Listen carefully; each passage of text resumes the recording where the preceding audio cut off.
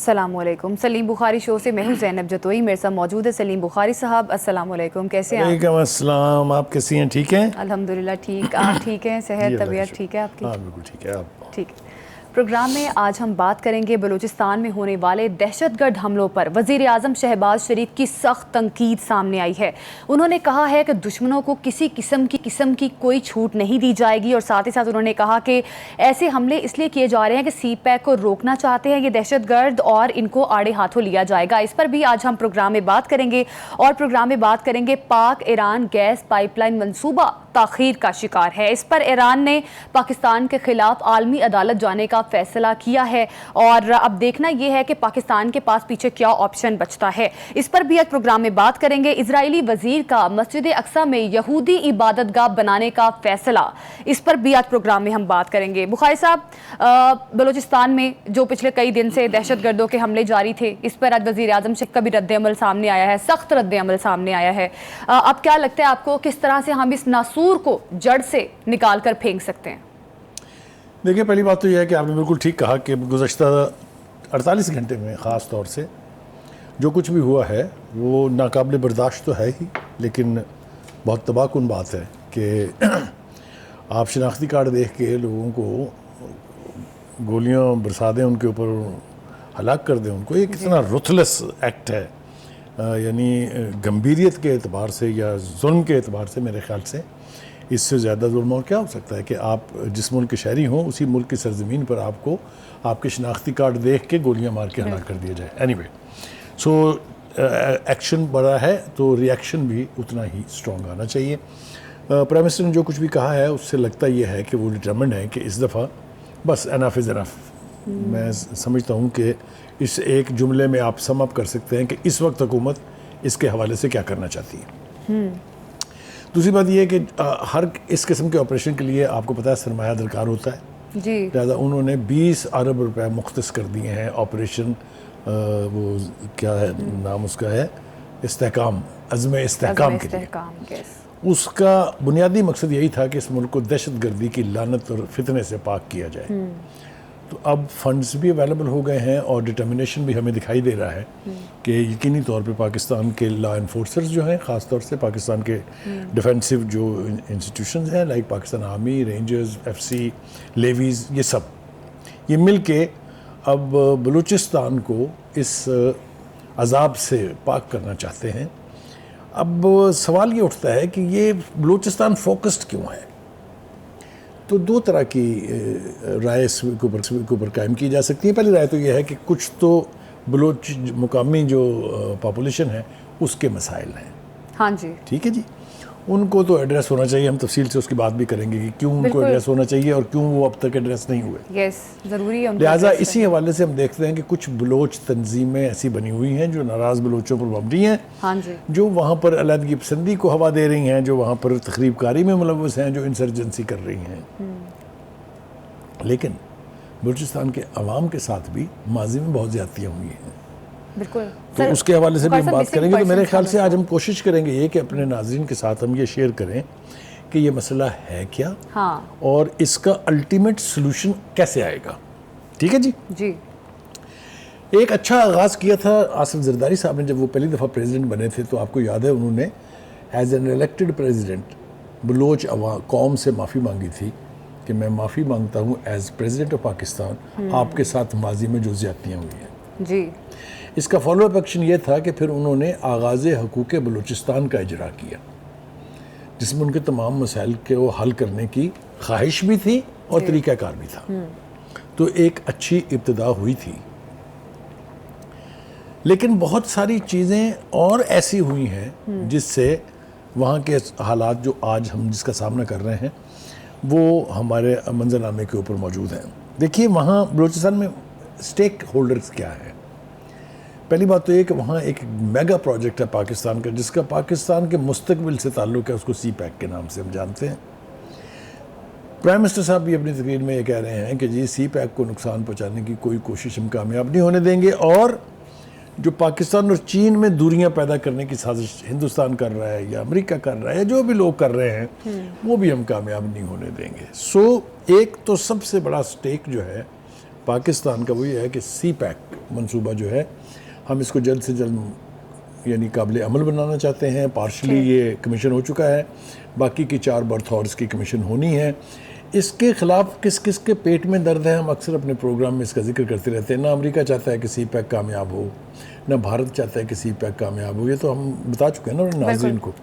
लिहाजा हर किस्म की घटिया और अनकॉल्ड फॉर हरकत जो है की जा रही है बलूचिस्तान को डिस्टर्ब रखने के लिए, बलूचिस्तान में अमन को तबाह करने के लिए। ठीक। अच्छा बुखारी साहब, अब जो ये जो वाक़यात पेश आए हैं बलूचिस्तान में, अब बलूचिस्तान हमारा बड़ा ज़रख़ेज़ सूबा है, वहाँ पर ऐसे मामलात पेश आना यकीनन एक परेशान कुन बात है। बुखारी साहब, अब मसला क्या, हमें उन मसलों की भी एड्रेस, अभी अब बात भी कर रहे थे कि हमें तमाम तर मामलात को एड्रेस करना पड़ेगा कि आखिर क्या मामलात है जो नौबत यहाँ तक पहुँच गई है। तो बुखारी साहब, ये तमाम तर मामलात हैं, इनको किस तरह से हम एड्रेस कर सकते हैं और फेडरल गवर्नमेंट के पास क्या ऑप्शन है? पहली बात तो ये है कि जो ऑपरेशन वहाँ पर इस वक्त हो रहा है, अभी भी हो रहा है, जब हम ये बातचीत कर रहे हैं ऑपरेशन, इस ऑपरेशन को अब सस्पेंड नहीं होना चाहिए, इसको ख़त्म नहीं होना चाहिए जब तक ये अपने मंतकी इंजाम तक ना पहुँच जाए।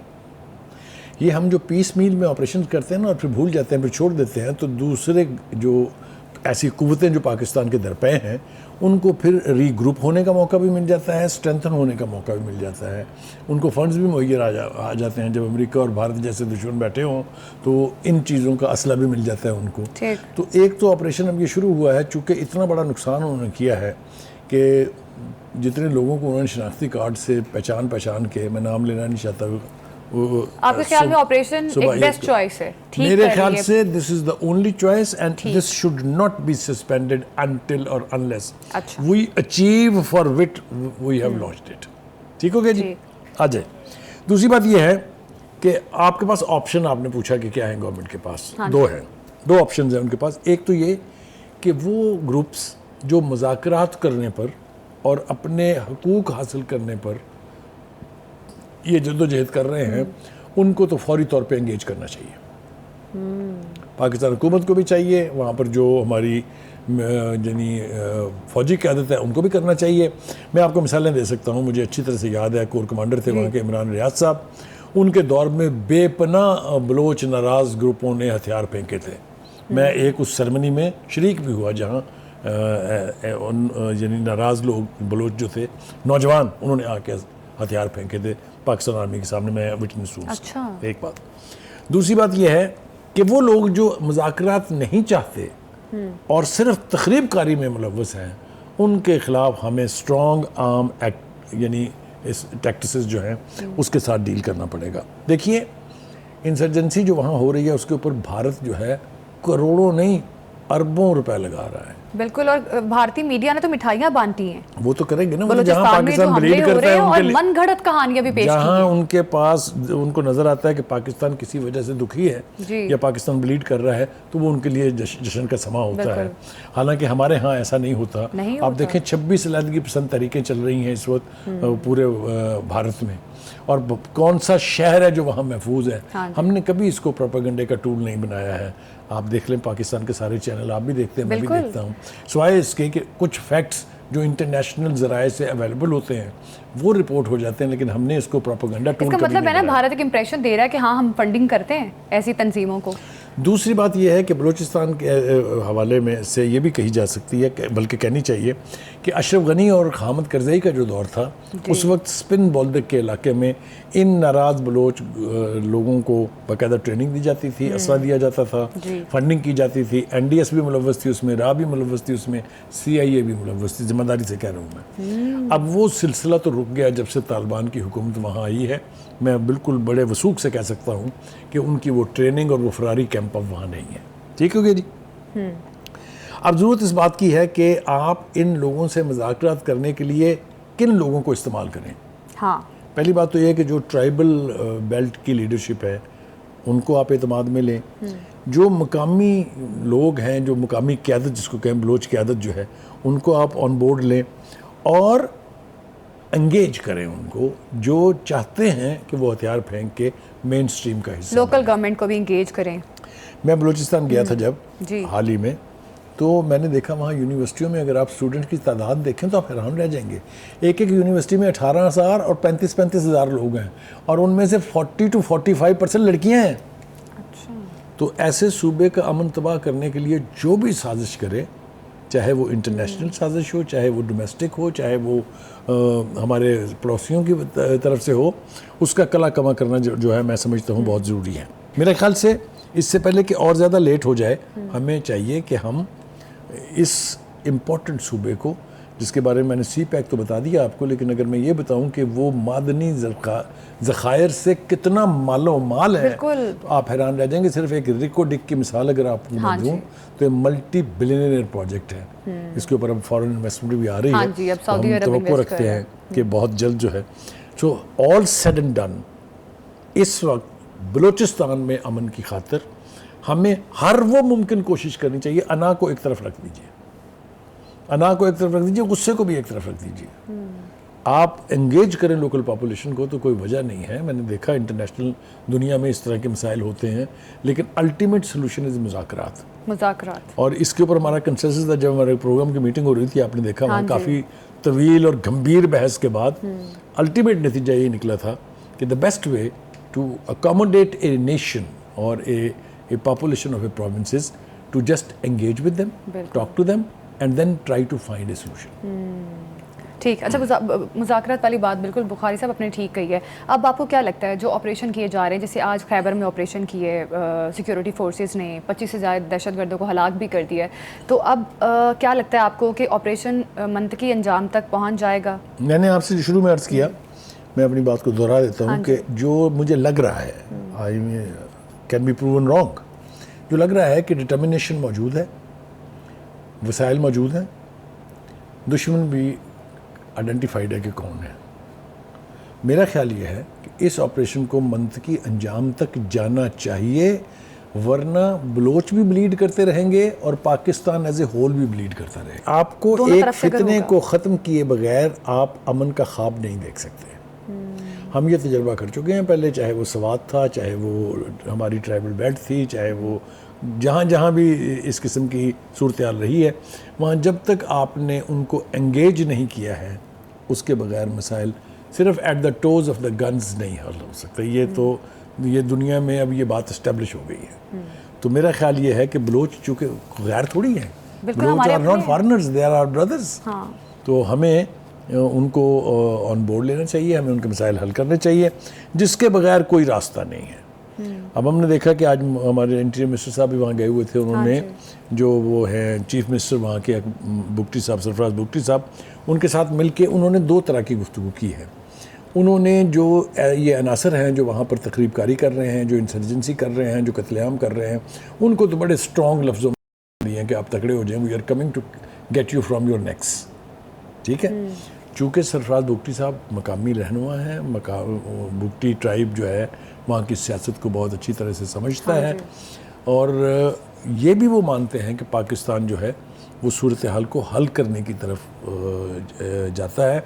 मैं आपको एक और मिसाल देता चलूँ साथ साथ, मुशर्रफ के दौर में जो ज़्यादतियाँ हुई बलोचों के साथ, मेरे ख्याल से उसने सूरत हाल को और गंभीर बनाया।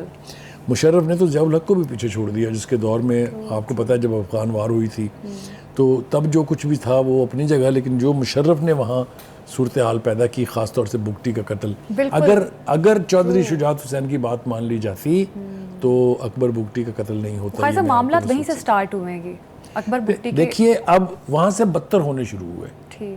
बलूचिस्तान का मसला वहाँ से शुरू नहीं हुआ, ये पुराना है, महरूमिया आज की नहीं है, लेकिन मामलात गंभीर उन्होंने कुव्वत पकड़ी उसके बाद से, और मामला जात ख़राब होते गए हर गुजरते दिन के साथ। I think today is the time when our leadership decide two things. Those who are challenging the writ of the government, they should be caught.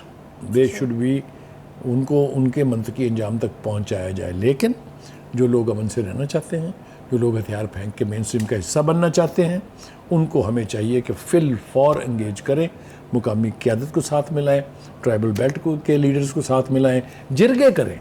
जिरगा एक वहाँ का आपको पता ना, एक यानी सिंबॉलिक एक इंस्टीट्यूशन है कि जो बदतरीन मसाइल, जो गंभीर तरीन मसाइल होते हैं, वो जिरगों में बैठ के वहाँ की क़यादत तय कर लेती है।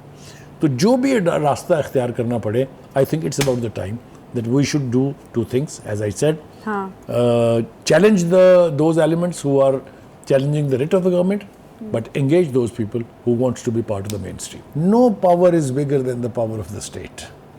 इसलिए उनको मेनस्ट्रीम का हिस्सा बनना पड़ेगा, इसके अलावा चारा नहीं है। आप उनकी मर्जी से बलूचिस्तान की तकसीम नहीं कर सकते, बिल्कुल नहीं कर सकते। आप उनको मेनस्ट्रीम का हिस्सा बना सकते हैं, and I think that is the biggest challenge. उन्हें ज़रूर बनाएं, लेकिन जो लोग मुल्क को तबाह करने के दर पे हैं उनके साथ किसी किस्म की कोई रियायत नहीं होनी चाहिए। बुखारी साहब, एक सबसे बड़ा और एक ये भी मामला है ना कि इनको फंडिंग जहाँ से आ रही है, फॉरेन कंट्रीज़ हैं, हमारे बहुत सारे हमसाया मुल्क हैं जो फंडिंग करते हैं, ख़ास तौर पे भारत। ठीक जी, है, मैंने इसका तज़किरा किया था। हाँ। और मैं तो बहुत जुर्रत के साथ ये कहता हूँ कि अमेरिका भी अपने इंटरेस्ट की खातिर सी पैक को बर्बाद कराने की खातिर बाज नहीं आएगा। क्या भारत ने वहाँ अपने यानी इन सर्विस कमांडर को नहीं भेजा था, नेवी के कमांडर को जिसका नाम कुलभूषण है? वो क्या करने आए थे वहाँ? टूरिस्ट थे, वो सैर करने आए थे, वो सी पैक को ही बर्बाद करने आए थे। और मैंने कल भी शायद या परसों बताया था कि अजीत डोवल साहब जो हैं, जो वहाँ साबका कौमी सलामती के मशीर थे, उन्होंने तो बाकायदा एक सेल कायम किया हुआ है टू डिस्ट्रॉय सी पैक, जिसको $1 बिलियन की फंडिंग है भारतीय गवर्नमेंट की तरफ से। तो ये इन एलिमेंट्स को तो कामयाब नहीं होने और चाइनीज इंजीनियर्स का कत्ल एब्सोल्युटली सबसे बड़ी एग्जांपल है कि इसको रोकना चाहते हैं कि सी पैक ना हो सके। अब हम सुन रहे हैं, ये अल्लाह करे कि ठीक हो, कि एक जॉइंट सिक्योरिटी अथॉरिटी बन रही है बिटवीन चाइना एंड पाकिस्तान, जिसमें काफ़ी बड़ी तादाद में लोग होंगे, 12,500 लोग उनके होंगे, 12,500 हमारे, 25,000 की एक फोर्स बनेगी, लग पता जाएगा। अच्छा जी, ठीक है। अब देखना ये है कि मामलात आगे कहाँ तक जाते हैं और दहशतगर्दी के नासूर को ख़त्म करने के लिए जो स्ट्रैटेजी अपनाई है पंजाब गवर्नमेंट ने और साथ ही साथ सिक्योरिटी इदारों ने, उनके ऑपरेशंस कहाँ तक जाते हैं और किस तरह से इस नासूर को जड़ से निकाल कर फेंका जाता है। अब गैस पाइपलाइन बिछाने में नाकामी, ईरान ने पाकिस्तान को आलमी अदालत जाने के हवाले से नोटिस जारी कर दिया है। बुखारी साहब, अब ईरान ने नोटिस जारी कर दिया है और आगे शायद जुर्माना भी हो सकता है पाकिस्तान को। डेडलाइन दी गई, लेकिन डेडलाइन के बावजूद पाकिस्तान में गैस पाइपलाइन नहीं बिछाई गई। अब इसके आगे क्या कॉन्सिक्वेंसेस होंगे? देखिए, आपके इस गुफ्तगू का जो सबसे मेन पॉइंट है वो ये है कि ईरान अब सालसी अदालत में जाएगा जो पेरिस में कायम है जी, क्योंकि हमने ये एग्रीमेंट किया था अंडर द फ्रेंच रूल्स। वो तो उसका राइट है, अगर हम डिफ़ॉल्ट करेंगे, उन यानी जो हमारा एग्रीमेंट था उसको ऑनर नहीं करेंगे, तो ये उसका राइट है कि वो जाए सालसी अदालत में। और ये भी सही है कि अगर वो सितंबर तक नहीं जाता है तो उसका राइट ऑफ डिफेंस ख़त्म हो जाएगा। इसकी मिसाल आपको देते हैं, जैसे चेक एक पेश किया जाता है ना, तो चेक अगर आप बैंक में नहीं लेके जाएंगे उसको, और वो बैंक में आप चेक लेके गए, वो बाउंस हो गया है, वो बाउंस कराना ज़रूरी होता है क्योंकि अदरवाइज़ 6 महीने में उस चेक की हैसियत नहीं रहती। यही हाल होता है इंटरनेशनल एग्रीमेंट्स का भी, कि उसकी आपको मुद्दत के एतबार से, उसकी फंडिंग के एतबार से, उसके इफ्स एंड बट्स सारे के ऊपर अमल दरामद करना होता है। हमारे ज़िम्मे ये था कि हम अपने हिस्से की पाइपलाइन एक ख़ास अरसे में मुकम्मल करेंगे। अब हमने वो नहीं किए। अब हमने क्यों नहीं किए, मेरे ख्याल से ये भी हमारे नाज़रीन को समझाना बहुत ज़रूरी है। पहली बात तो ये कि हम ये ज़रा थोड़ा सा सम अप कर लें कि इस प्रोजेक्ट को, जिसे ईरान गैस पाइपलाइन कहते हैं, इसमें स्टेक होल्डर्स कौन है? इसमें एक तो हम स्टेक होल्डर हैं जिसको फ़ायदा होना था अगर ये गैस पाइपलाइन बेच जाती। दूसरा ईरान है, चूँकि उसको भी वो गैस बेचता, उसको भी नेशनल इनकम उसकी बढ़नी थी। तीसरे हैं एक भाई साहब जो वैसे तो हमारे 70 साल से ज़्यादा से इत्तेहादी हैं, लेकिन मैंने आज तक उनको पाकिस्तान का दोस्त कभी नहीं समझा। मेरे पास पूरी एक लंबी लिस्ट है, कई प्रोग्राम्स मैं आपके साथ मिलकर कर सकता हूँ टू जस्ट ब्रिंग होम कि कितनी दफ़ा पाकिस्तान को बिट्रे किया है अमेरिका ने, being an ally, being a friend. ठीक, चाहे इसकी बात आप 1971 से शुरू कर लें, चाहे आप उससे पीछे चले जाएं, उससे पीछे 60s में अयूब खान के दौर में PL-480 नाम की एक चीज़ थी जिसके तहत हमें इमदाद आती थी। उस वक्त एक कार्टून मुझे याद है कि अमेरिकन हैट जो होता है ना, उसके ऊपर वाला हिस्सा बड़ा लंबा होता है, तो उल्टा करके पकड़ा हुआ एक हाथ से डाल रहे हैं वो बोरी में और नीचे दूसरे हाथ से निकाल रहे हैं। तो ये बिट्रेयल की लिस्ट बहुत पुरानी है। उसके बाद चाहे पाकिस्तान का न्यूक्लियर प्रोग्राम हो, चाहे कोई भी जवाब हो, अमेरिका के पास एक लंबी रजीम है सैंक्शंस की पाकिस्तान के ख़िलाफ़। मेरे ख्याल से अगर मिला के अगर आप उसको देखें तो 20-22 साल बन जाते हैं जब हमारे ख़िलाफ़ सैंक्शंस लगी रहीं, और उसके अंदर बिट्रेयल की और नई मिसालें कायम हुई कि हमने उनको अदायगी की हुई थी अपने F-16 की, उन्होंने एक स्क्वाड्रन F-16 का हमें बेचा। हमने पैसे दे दिए उनको, उन्होंने उस सैंक्शन रजीम की वजह से कहा कि जी तो हम आपको नहीं दे सकते। हमने कहा अच्छा जी हमारे पैसे वापस कर दें, उनका कैश भी नहीं दे सकते। अच्छा जी कैसे वापस करेंगे कि जी वो गंदम ले लें आप हमसे, इन काइंड ले लें वो। और वो काइंड क्या है जी कि वो हमारे यहाँ वीट जो है, ये वो वीट है जो सरप्लस होती है अमेरिका में, और हर साल वो उसको जला देते हैं जी। वो दे के उन्होंने हमारी हमसे यानी जान छुड़ाई थी। कहने का मतलब ये है कि एक नहीं है, बेपनाह बार उन्होंने हमें सब्जेक्ट किया है टू सैंक्शंस। और अब ये गैस पाइपलाइन के हवाले से इम्प्लाइडली वो हमें धमकियां देते रहे पहले शुरू में, ना करें ना करें ना करें, सैंक्शन लग जाएंगी, ना करें, ईरान सैंक्शनड है, आप उनके साथ कोई ट्रेड नहीं कर सकते। इसकी मैं आपको एक बदतरीन मिसाल सुनाऊं जी। मुझे अच्छी तरह से याद है, कोई 4-5 साल पहले, 4-5 साल नहीं, उससे ज़्यादा अरसा पहले, अमेरिका के स्टेट डिपार्टमेंट ने एक खत लिखा पाकिस्तान के फॉरेन ऑफिस को कि any company, any individual, any bank if we'll deal with gas pipeline we will blacklist him internationally। और सदके जाएं अपने फॉरेन ऑफिस के, उन्होंने बजाय उसको रजिस्ट करने के, बजाय उनसे पूछने के कि आप क्यों कह रहे हैं, उन्होंने इस लेटर को साथ लगाया और उसकी कॉपी पाकिस्तान के हर कमर्शियल कंसर्न्स को, हर ट्रेडिंग यानी जो फर्में थी उनको, हाँ और जितने हमारे अदारे थे जिनमें मतलब इंजीनियरिंग का अदारा है, इलेक्ट्रिकल इंजीनियरिंग का अदारा है, उन सबको कॉपी भेज दी कि भाई इसके करीब ना जाना वरना आप लोगों को ब्लैकलिस्ट कर दिया जाएगा। ये हमारी कसम पुरसी का हाल है कि हम इतने अमेरिका से डरते हैं, हमारी लीडरशिप इतनी डरपोक रही है माजी में कि वो एक लेटर रेजिस्ट नहीं कर सकते। वही अमेरिका अब भी हमें धमकियां दे रहा है। मुझे अच्छी तरह से याद है, हमने एक प्रोग्राम में बात भी की थी कि अभी जब हमने दोबारा बात की ना जी, इस हुकूमत ने, मेरे ख्याल से ये जब क्या जो PDM की गवर्नमेंट थी, उसके बीच हमने फैसला किया कि नहीं हम तो ये लेंगे जी गैस पाइपलाइन। अच्छा। तो फिर धमकी आई वहाँ से, उन्होंने कहा कि जनाब हम इसको ऑब्जर्व कर रहे हैं, मैंने ख्याल से, जिसको कहते हैं ना धमकी देना, ज़रा ख्याल रहे। तो उसके ऊपर हमारे फॉरेन ऑफिस की जो तर्जमान है मुमताज़ ज़हरा बलोच जी, उन्होंने ब्रीफिंग में ये कहा था कि ये हमारा अंदरूनी मामला है, ये पाकिस्तान और ईरान के बीच का मामला है, हमें किसी से कोई वेवर या यानी सैंक्शंस के अगेंस्ट वेवर लेने की ज़रूरत नहीं है, ना हमें किसी से पूछने की ज़रूरत है।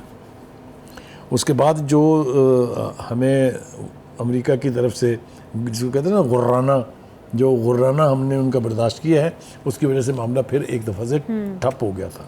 लेकिन having said that, gas pipeline हमारी लाइफ लाइन के तौर पे ये प्रोजेक्ट हुआ था। मुझे ये प्रिविलेज हासिल है कि मैं उस वक्त के सदर जरदारी साहब के साथ चाबहार गया था, जहाँ पर आके ईरान ने अपने हिस्से की पाइपलाइन पहुँचा दी हुई है, जो हमारे बॉर्डर से सिर्फ 60 किलोमीटर दूर है। अच्छा, यानी ऑलमोस्ट पाकिस्तान के बॉर्डर पर है।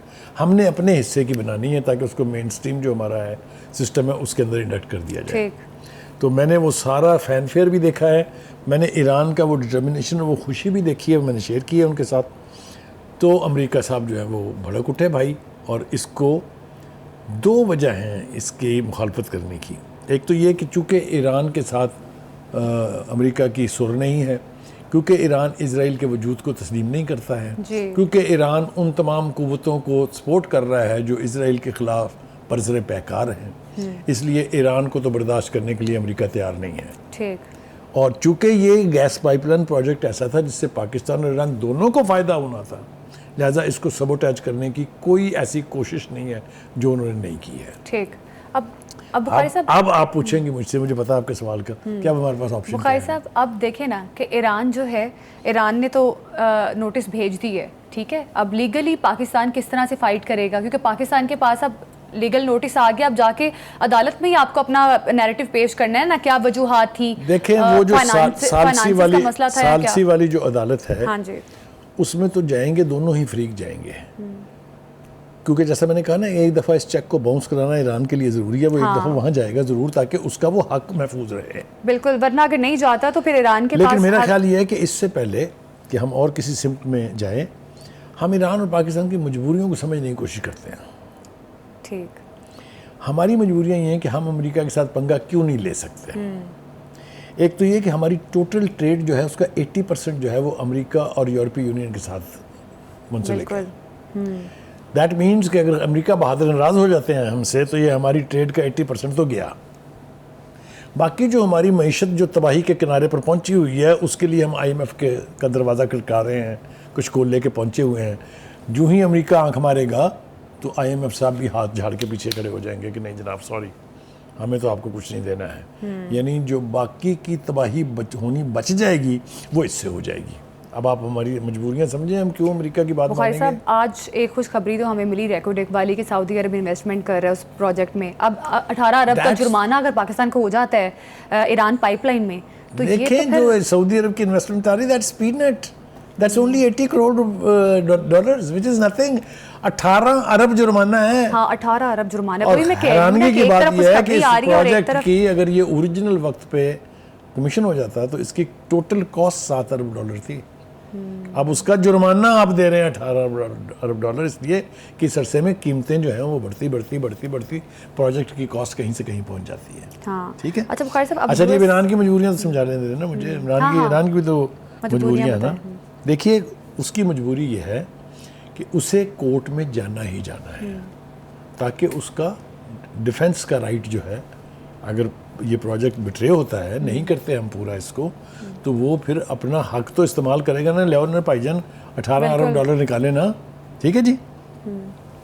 दूसरी बात ये है कि ईरान की इकोनॉमी भी बहुत ही लिमिटेड है। तेल उसके पास है लेकिन ख़रीदता कोई नहीं है ना जी उससे। हाँ जी, ठीक है। तो कहने का मतलब यह है कि ईरान को भी अपना यानी जो इकोनॉमिक इंटरेस्ट है उसको वॉच करना है।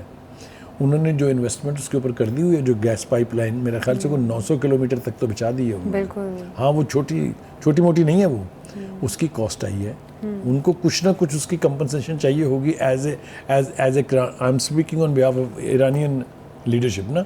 वो चाहेंगे कि उनको कुछ ना कुछ तो उसमें से वसूल हो ना। तो दोनों ही मुल्कों की मजबूरियां हैं। अब हम इस मजबूरियों से निकल पाएंगे कि नहीं निकल पाएंगे। हम अमेरिका को नाराज़ करना अफोर्ड करेंगे कि नहीं करेंगे, क्योंकि दो ही रास्ते हैं, या आप जुर्माना देने के लिए तैयार हो जाएं और या इस गैस पाइपलाइन के ऊपर काम शुरू कर दें। काम भी अगर आप शुरू कर देंगे तो ये 1-2 महीने में तो तय मुकम्मल होने वाली नहीं है ना। एक लंबा अरसा फिर भी ईरान को एक दफ़ा अदालत जाना पड़ेगा। सालसी अदालत में जाके निगोशिएशन के ज़रिए आपका कोई रास्ता निकल आए जिसमें दोनों के लिए ग्रेस हो और इस यानी इसकी कंप्लीशन जो है उसके पीरियड को बढ़ा दिया जाए, वो एक अलग बात है। लेकिन इस वक्त सूरत हाल यही है कि Iran has no choice but to go to the court in September, end of September. ठीक है जी। हमारे पास क्या चाह रहा है, हम अमेरिका को नाराज़ नहीं कर सकते, हम गैस पाइपलाइन के ऊपर काम शुरू नहीं कर सकते। There you are. ये हमें वहाँ अदालत में जाके बताने की जरूरत है कि हमारे ये मसाइल हैं जिसकी वजह से हम बताएंगे जरूर, लेकिन मेरा नहीं देखे ना, एक वाज़ेह स्टेटेड पॉलिसी है उस अदालत की जहाँ जाना है ईरान ने और पाकिस्तान ने, कि हम अमेरिका की सैंक्शन का जवाब नहीं मानते हैं। बिल्कुल। तो इससे कोई फ़ायदा मिल सकता है? कोई फ़ायदा नहीं मिलेगा। वो कहेंगे जनाब ऐसे नहीं मानते, आपने क्यों नहीं पूरी की अपनी जो आपकी ऑब्लिगेशंस थी मुआहदे की, वो क्यों नहीं पूरी की, दे जुर्माना। बुखारी साहब, पाकिस्तान तो फिर बुरी तरह से फंस गया अब इस मामले में। Now you are talking.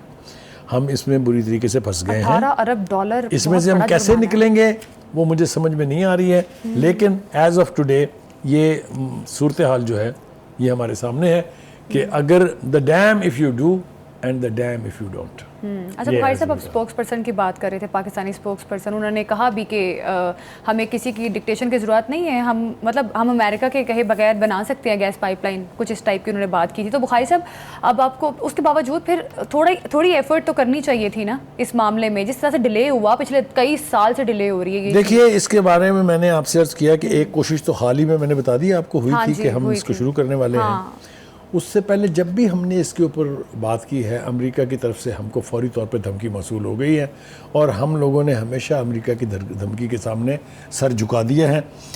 अगर ये हमने ना किया होता तो आज कोई ना कोई सूरत कहीं ना कहीं तो काम शुरू हो गया होता ना इसके ऊपर। अमेरिका की धमकी तो है ही, कहीं ना कहीं फाइनेंशियल इश्यूज भी हैं हमारे पास, शिफ्ट्स इन गवर्नमेंट्स, बदलती हुई गवर्नमेंट जो आती है वो भी एक मसला है ना कि आपकी हालत क्या है। हाँ। आपकी इकोनॉमी ये है कि अगर आपको IMF लोन ना दे तो आपकी मईशत नहीं चलती।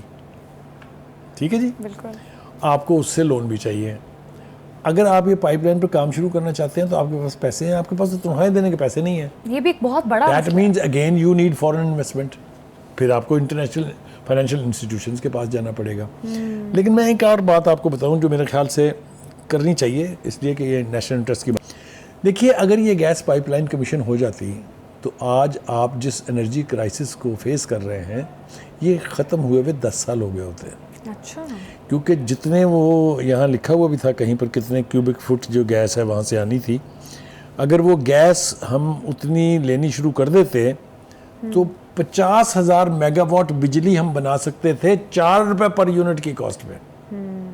तस्वर कीजिए कि हमारी इकोनॉमी कहाँ जाती, कितना बूस्ट आता उसमें। इसीलिए मेरे ख्याल से इस मैं तो इसको इंटरनेशनल साजिश कहूँगा। उसमें हिंदुस्तान ने कितनी लॉबिंग की है अमेरिका को अपने साथ में लाने के लिए, कितना इन्वेस्ट किया इसमें, मुझे नहीं अंदाज़ा इसका। आपको एक और बात बताऊँ मैं कि हमें सी पैक से हटाने के लिए भी एक कोशिश अमेरिका ने इससे पहले भी की थी। इसी तरीके से हमें गैस पाइपलाइन से तवज्जो हटाने के लिए उसने कहा वो टापी एक प्रोजेक्ट है जो 2024 में कमीशन होगा, आप उसका हिस्सा बन जाए, और हम बन गए थे उसका हिस्सा। हाँ। किधर है वो? उसने तो गुजर के आना था अफगानिस्तान से। अफगानिस्तान में अमन है, बचेगी वहाँ गैस पाइपलाइन? तो कहने का मतलब ये है कि हमें अमेरिका ने बार बार धोखा दिया है, हम उसके धोखे में आते रहे हैं, हमने उसका तदारक नहीं सोचा, इसलिए हम एक महकूम कौम की हैसियत से अमेरिका की सैंक्शंस के भी यानी उसका शिकार भी रहे हैं, और हमने अमेरिका की मर्ज़ी के साथ क्या क्या नहीं किया। अभी हम क्या रोना रो रहे थे अफ़गानिस्तान में, ये बलूचिस्तान में, ये जो इंसर्जेंसी है कहाँ से आई है? आपको याद है अफ़गान जहाज़, उसमें जाएंगे तो बात बहुत लंबी चली जाएगी, बहुत पीछे डीप चली जाएगी, उसी का खमियाजा भुगत रहे हैं ना। सब इन तमाम तरह हालात से तो यही लगता है कि अमेरिका नहीं चाहता कि पाकिस्तान तरक्की करे। एब्सोल्युटली कोई दो राय इसके बारे में नहीं है। हमारी लीडरशिप को भी चाहिए कि इसका इदराक करें। हम जब भी आगे चलते हैं अमेरिका हमें पीछे धकेल देता है। हमें कौम की हैसियत से अगर जिंदा रहना है, अगर हमें सर्वाइव करना है, तो हमें प्रेशर सीखने का, प्रेशर जो है उसको डील करने का सलीका आना चाहिए। ईरान पर भी तो पिछले 40 साल से सैंक्शंस हैं। कैसे सर्वाइव किया उसने? अब मैं इससे आगे नहीं जाऊँगा। इजराइल ने एक और घिनौनी साजिश की है। इजराइल वजीर का मस्जिद अक्सा के अंदर यहूदी इबादतगाह बनाने का ऐलान। बुखारी साहब, आप किस तरह से देखते हैं आप इस चीज़ को? देखिए, पहली बात तो यह है कि ये तमाम तारीख़ी हवालों की भी वायलेशन है। ये जो मजहबी और दीनी यानी कंपल्शन है उसकी भी वायलेशन है। ये एक वहाँ के कौमी सलामती के मशीर हैं अतमा बिन गवेर, ये इन्होंने दरफुंतनी छोड़ी है। मेरे ख्याल से अब जंगी एतबार से तो जो कुछ हो रहा है गज़ा में वो हम सब के सामने है। अब दीनी एतबार से भी मेरे ख्याल से इसराइल ने फैसला किया है कि अननव किया जाए मुसलमान ममालिक को। ये इतनी बड़ी घिनौनी साजिश है कि आप ये देखिए कि इसके हवाले से कहा यह जाता है कि किसी भी किस्म की इबादत करने या किसी मजहबी निशान दिखाने की वहाँ मस्जिद अक्सा में किसी और को इजाज़त नहीं है। हाँ जी। और दूसरी बात यह कि आप ये देखें कि जो कवानीन बनाए गए थे उसके तहत भी यहूदी और दीगर गैर मुस्लिम मस्जिद अक्सा के कंपाउंड में सिर्फ मखसूस औकात में जा सकते हैं, इबादत करने का कोई कॉन्सेप्ट नहीं है। उस सब की ये वायलेशन की जा रही है प्रोवोक करने के लिए। लेकिन जो बेहयाई की, बेशर्मी की, बेहिसी की नींद मुस्लिम की आदत सोई हुई है, उन्होंने सिर्फ ज़बानी मजम्मत करने के बाद आगे कुछ नहीं किया। नाम मैं शहरों के मुल्कों के लेना नहीं चाहता जिन्होंने अब तक इसकी मजम्मत की है। सऊदी अरब उनमें सबसे ज़्यादा टावरिंग है। सऊदी अरब के एक वज़ीर ने भी सिर्फ इसकी मजम्मत कर दी है। मजम्मत से तो कुछ नहीं होने वाला। इसराइल ने कभी आज तक मानी है ये मजम्मत से जम्मत? तो ये मैं समझता हूँ कि एक नया पंगा है जो मजहबी एतबार से अब डिसेक्रेट करने का, यानी जो उसका तकद्दुस है उसको पामाल करने की एक साजिश है। और बहुत ही मुसलमानों की सेंसिटिविटी इसके साथ जुड़ी हुई हैं। उस एतबार से ये पंगा जो है ये अब क्या रुख इख्तियार करेगा ये तो मुझे नहीं पता है। क्या अभी मुस्लिम उम्मा सोई रहेगी? मजहबी सेंटिमेंट्स को हर्ट कर रहा है इजराइल। मैंने जो मातम किया है मुस्लिम उम्मा का वो इसीलिए किया है। इसके बाद कोई रिएक्शन नहीं आएगा। और काहे का वो है ना कि बेदम हुए बीमार दवा क्यों नहीं देते, तुम अच्छे मसीहा हो दवा क्यों नहीं देते। ये गालिब का शेर है, तुम अच्छे मसीहा हो शिफा क्यों नहीं देते। मिट जाएगी मखलूक तो इंसाफ करोगे, अरे मुनसिफ हो तो फिर हश्र उठा क्यों नहीं देते। और भाई काहे का इंतज़ार है? बिल्कुल। मना एक अजीबो गरीब बात है कि गज़ा की तबाही पर भी सारे चुप हैं, मस्जिद अक्सा की ये जो बेहुरमती हो रही है इसके ऊपर भी सारे चुप हैं। वो है ना बकौल शायर के चली है रस्म के कोई न सर उठा के चले। तो ये किसे वकील करें, किससे मुंसफी चाहें। मतलब है ये सारी क़यादत जो है इस्लामी ममालिक की, जो इतनी बड़ी क़ुव्वत है, सही बात है, जिनके पास वसाइल की कमी नहीं है, जिनके पास ह्यूमन रिसोर्स की कमी नहीं है, वो कब तक खामोशी से आप ये सब कुछ तमाशा देखते रहेंगे। आप देखिए कि गज़ा का जो हाल हुआ है, अगर आप सारी डॉक्यूमेंट्रीज उठा के देखिए, सेकंड वर्ल्ड वॉर की, फर्स्ट वर्ल्ड वॉर की, दोनों में इतनी तबाही किसी एक इलाके की नहीं हुई है जितनी।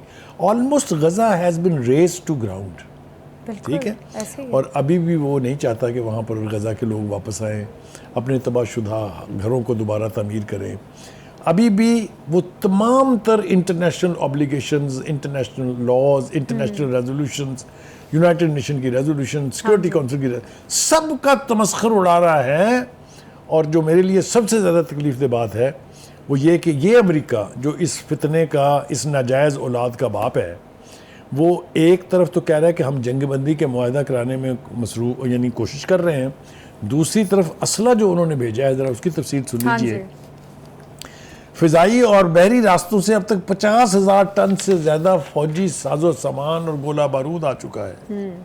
अमेरिका फ़ौजी सामान में बिकतरबंद गाड़ियाँ, गोला बारूद और दिफाई सामान शामिल है। 7 अक्टूबर 2023 के बाद से बाइडन इंतज़ामिया ने इसराइल के लिए 17 अरब डॉलर से ज़्यादा फ़ौजी इमदाद की मंजूरी दी है।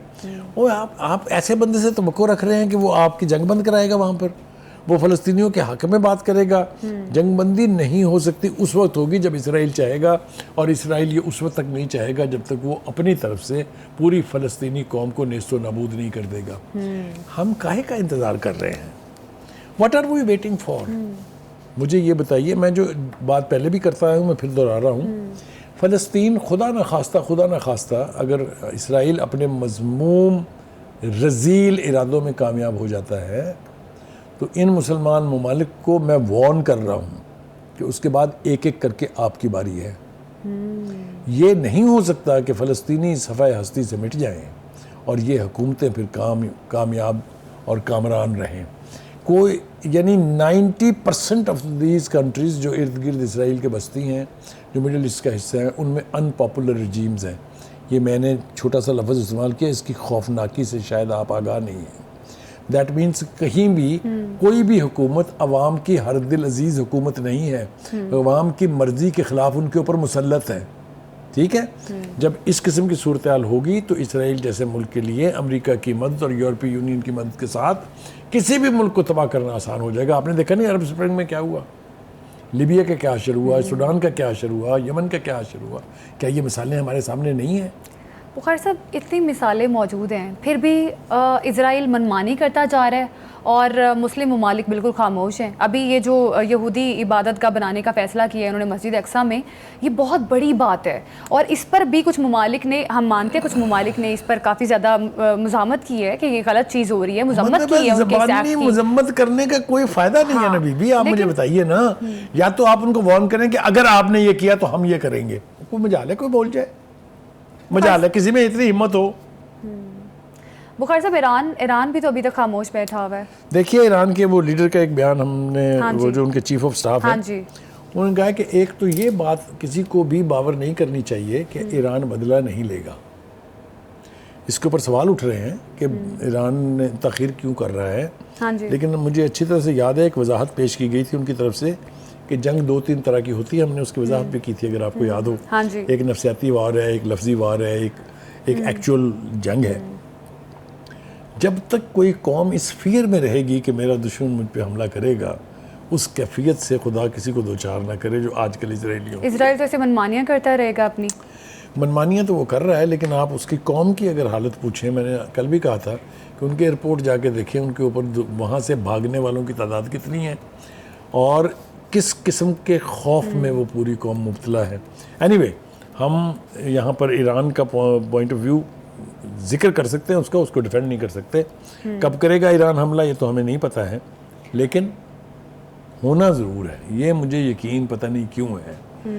कब होगा, कल होगा, 4 दिन में होगा, हफ्ते में होगा, ये मुझे नहीं पता। लेकिन इज़राइल को ईरान के हमले का सामना अल्टीमेटली करना पड़ना है।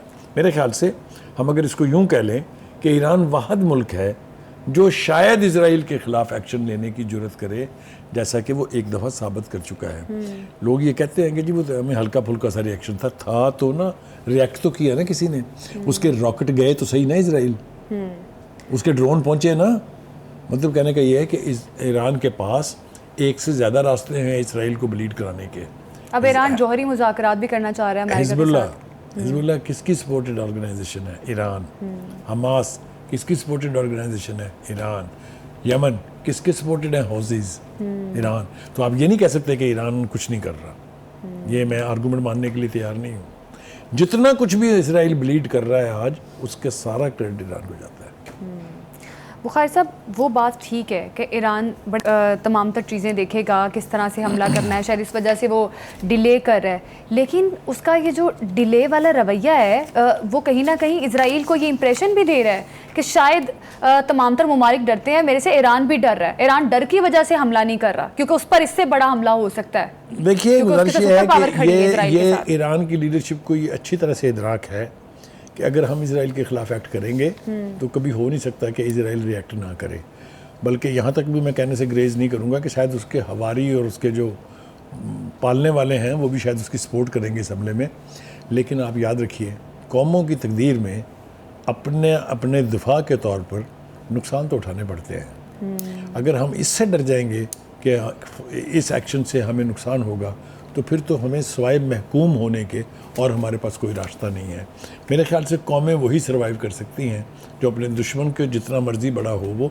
हमारी तारीख उठा के देखें ना, इस्लामी तारीख, 300 लोगों ने 32 हज़ार की फ़ौजों को शिकस्त नहीं दी हुई। ठीक है। तो it is not the question of how many ships और हाउ मैनी एरोप्लेन्स और एयरक्राफ्ट्स और fighters they have. Actually spirit जो है वो लड़ती है, और स्पिरिट के एतबार से मेरा नहीं ख्याल कि मुसलमानों को कोई डिफीट दे सकता है। बिल्कुल, स्पिरिट के एतबार से मुसलमानों को कोई डिफीट नहीं कर सकता। प्रोग्राम से अभी हमें दीजिए इजाज़त, कल फिर मुलाकात होगी। अल्लाह हाफिज़।